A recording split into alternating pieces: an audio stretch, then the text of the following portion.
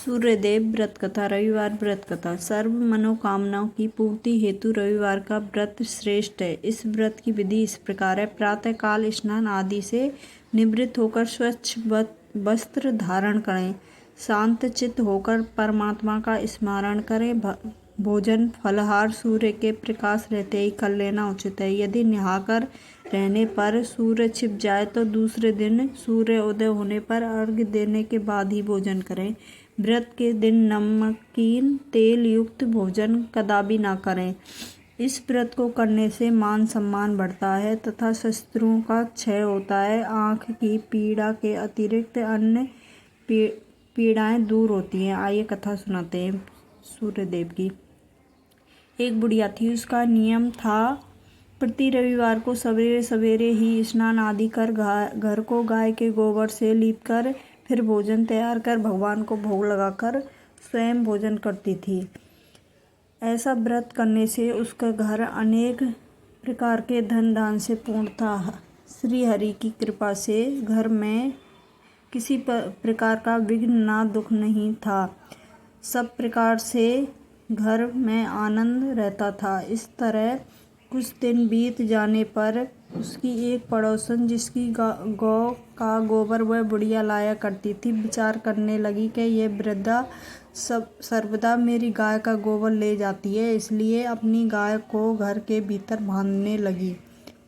बुढ़िया को गोबर ना मिलने से रविवार के दिन अपने घर को ना लीप सकी, इसलिए उसने ना तो भोजन बनाया ना ही भगवान को भोग लगाया तथा स्वयं भी बिना भोजन करे सो गई।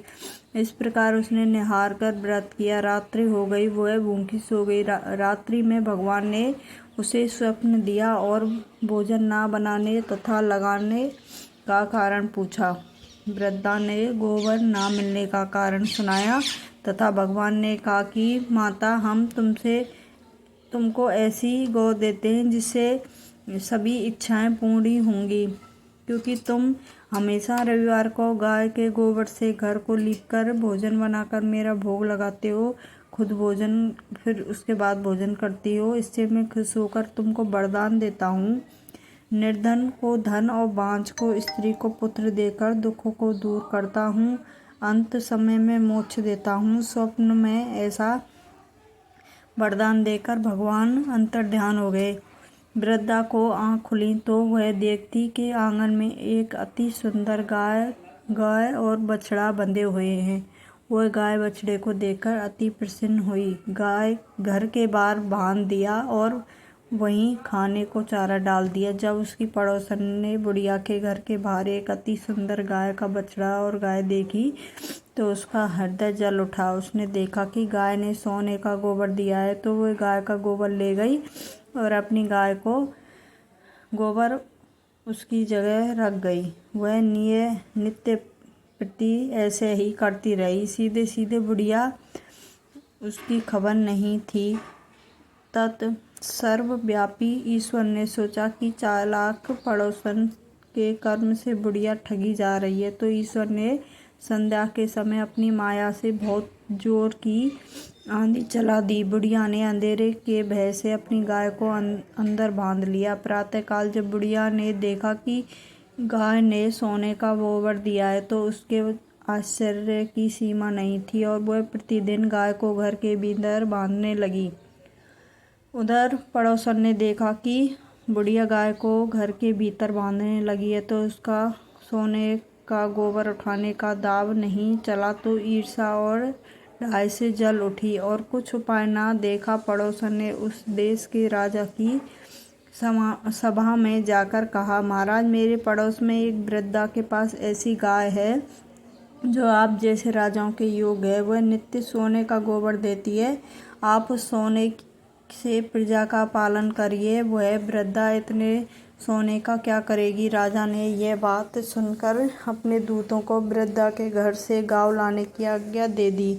वृद्धा प्रातः ईश्वर का भोग लगाकर भोजन ग्रहण करने ही जा रही थी कि राजा के कर्मचारियों ने गाय खोलकर ले गए। वृद्धा काफी रोई चिल्लाई, किंतु कर्मचारी की समझ कोई क्या कहता। उस दिन वृद्धा गाय के वियोग में भोजन न कर सकी और रात भर रोकर ईश्वर से गाय को पुण्य पाने के लिए प्रार्थना करती रही। उधर राजा गाय को देखकर बहुत प्रसन्न हुआ, लेकिन सुबह जैसे ही वह उठा सारा महल गोबर से भरा दिखाई देने लगा। राजा ने ये देखकर घबरा गए। भगवान ने रात्रि में राजा को स्वप्न में कहा, हे राजा, गाय को वृद्धा को लौटाने में ही तेरा भला है। इसके रविवार के व्रत से प्रसन्न होकर मैंने उसे गाय दी है।